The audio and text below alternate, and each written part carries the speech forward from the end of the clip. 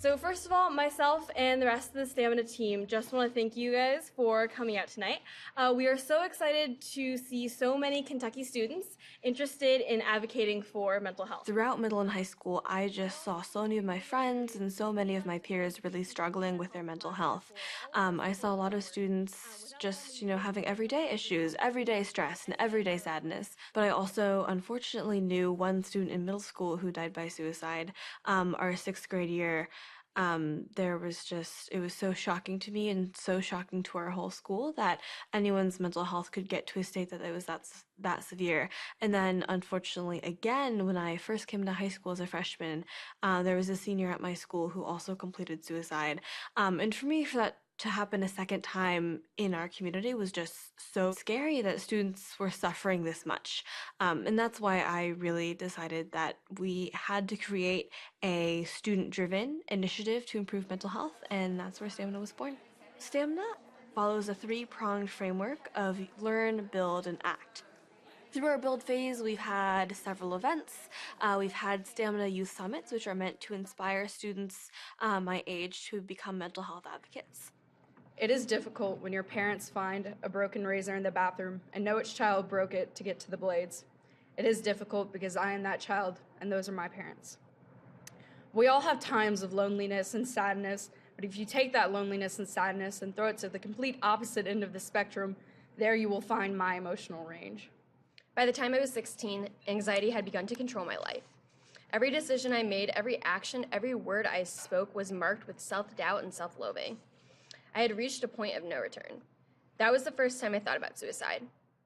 I see it a lot that people aren't getting the help that they need, and there's such a stigma around mental health and mental health challenges that people face because it's just seen as something you're weak if you're depressed. And it's sad because if you cut your finger, you're not afraid to go to the nurse and ask for a Band-Aid. But if you're facing a mental health challenge, you're afraid to go to a doctor to ask for help. And that's because of the stigma that's surrounding it. So we realized that everyone has some sort of stigma when it comes to mental health. So the first step is to break that down and get people comfortable talking about it. And once we do that, we can change the conversation from being one of stigma and one of people not wanting to talk about it at all, to people being comfortable talking about it, and that'll really spread. If one person is feeling comfortable talking about mental health, and they talk to another person, and then that person's stigma gets broken down, and that person is feeling comfortable, and it's a chain reaction.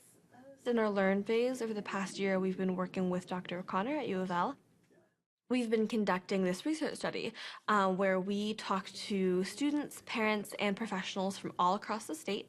And we really wanted to just understand their perspectives on mental health generally and on stigma when it comes to mental health, because that's one of the biggest issues. We ended up capturing over 1,200 minutes of interviews that we've been analyzing, and we produced a really cool infographic style report that's kind of distributed more in the community.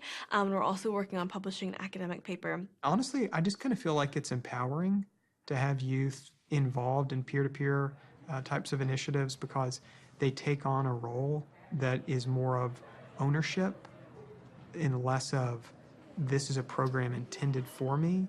And then I think that you can find that there'll be programs that are designed for youth by youth, and then there's more acceptability, in terms of the uptake. We also have just had an event called the StAMINA Youth Mental Health Ideathon, and it was an incredible, super exciting, fun day, kind of at the intersection of all three phases of our work, the learn, the build, and the act. Focused on one key issue from the research study: how might we empower and educate families to improve youth mental health and to prioritize youth mental health. So we had at the end a community vote. It was so hard to pick, but in the end we had a mental health podcast, mental health conversation cards, and a mental health app that would be integrated into the high school curriculum. Those were our top 3 ideas, but really every idea that came out of the Ideathon was fantastic, and it's a really great basis for us to bring in community input and some really creative ideas for what StAMINA can pursue in the future. There's a lot of disconnect between adults and students around this issue, and that makes it that much more powerful for students themselves to start and change the conversation.